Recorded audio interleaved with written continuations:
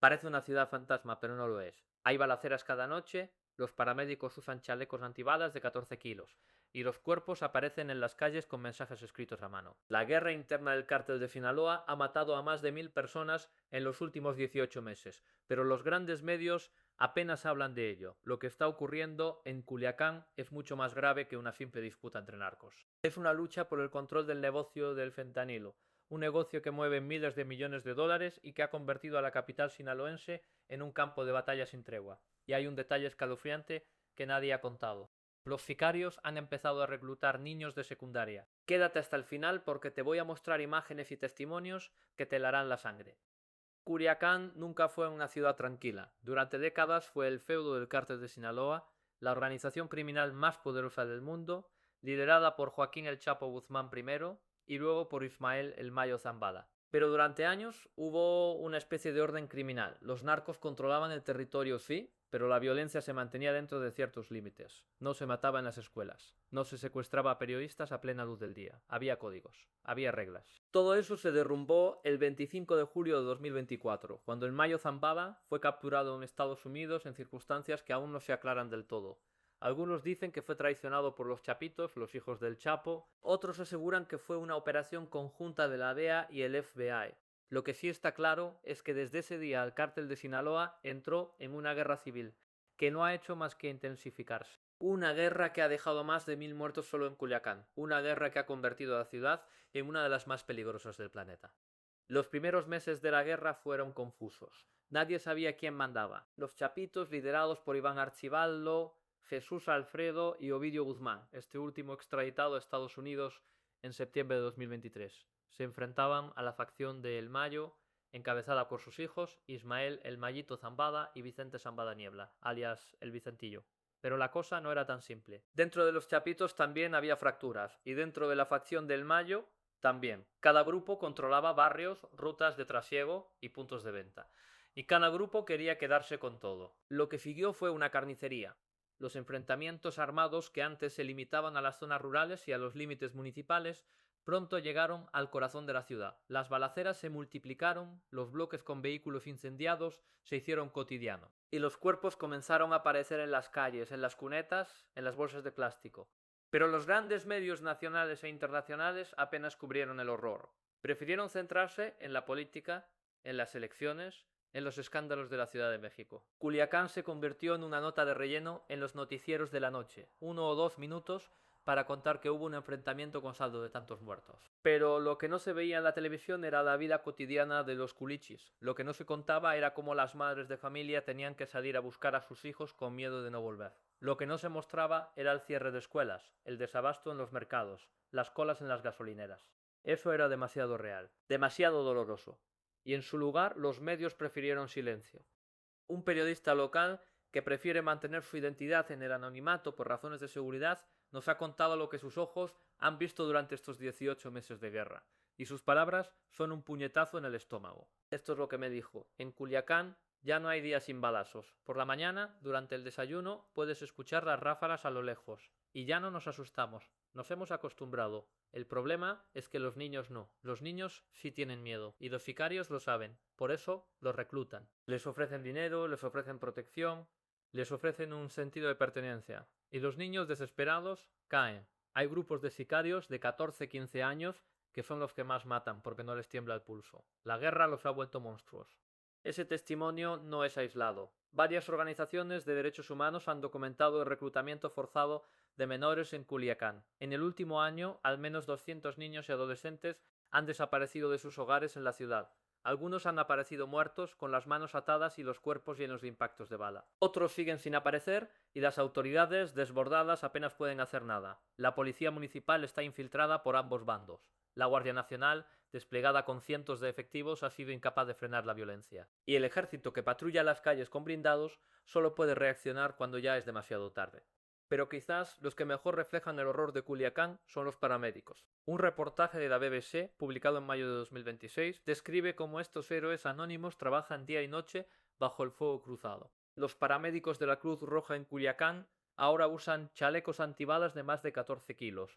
Son chalecos diseñados para soportar impactos de fusiles de asalto, como los AK-47 y los AR-15 que utilizan los sicarios.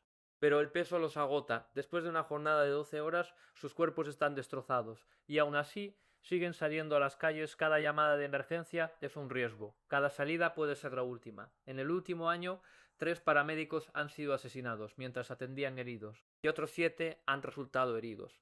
Las ambulancias han sido baleadas en decenas de ocasiones. Algunas han tenido que ser blindadas con placas de acero, pero nada es suficiente. El año pasado, el número de llamadas que recibieron los servicios de emergencia aumentó más de un 70%. Son miles de llamadas al mes, y casi todas terminan con un cadáver en un edificio o al borde de la carretera. En la morgue de Culiacán, los cuerpos se acumulan. No hay espacio para tantos muertos. Las neveras están llenas, y los forenses trabajan a contrarreloj para identificar a los fallecidos, muchos de los cuales aparecen sin identificación, con las huellas borradas o con el rostro desfigurado. Las familias deambulan por los pasillos de la morgue buscando a sus seres queridos. Algunas lloran, otras están en shock y la mayoría simplemente no encuentra respuestas. Nadie les dice qué pasó, nadie les dice quién mató a su hijo, a su esposo, a su padre. Solo hay un certificado de defunción con la palabra homicidio y un silencio ensordecedor. Lo más inquietante de todo es que la geografía de la violencia ha cambiado. Antes, los enfrentamientos se concentraban en las colonias populares del norte y del oriente de la ciudad. Lugares como la Campiña, Los Pinos y La Lima eran los epicentros de las balaceras. Pero ahora la guerra ha llegado al centro. Ha llegado a las zonas comerciales, ha llegado a las calles donde antes paseaban las familias los domingos. Los sicarios ya no se esconden, patrulan abiertamente en convoyes de camionetas blindadas con armas largas y uniformes tácticos que los hacen parecer soldados. Enfrentan a sus rivales en plenas avenidas a cualquier hora del día, y los civiles quedan atrapados en medio. En los últimos 6 meses, al menos 40 personas que nada tenían que ver con el narco han muerto en fuego cruzado. Entre ellas, 5 niños. No hay día que no llore una madre en Culiacán.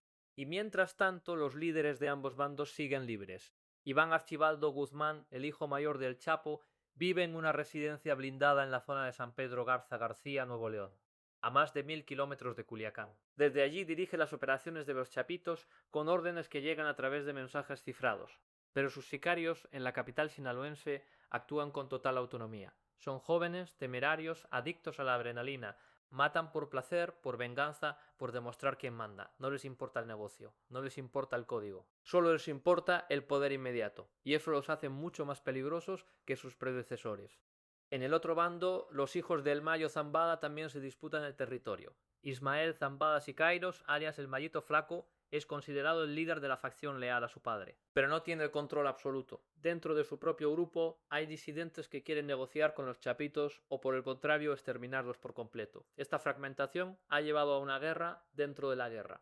A veces los enfrentamientos son entre los Chapitos y los Mayos, otras veces son entre facciones de los Chapitos entre sí, o entre facciones de los Mayos. Es un rompecabezas de violencia sin solución aparente. Y en medio, la población civil. La economía de Culiacán también se ha resentido. El comercio local se ha desplomado. Los centros comerciales apenas reciben visitas.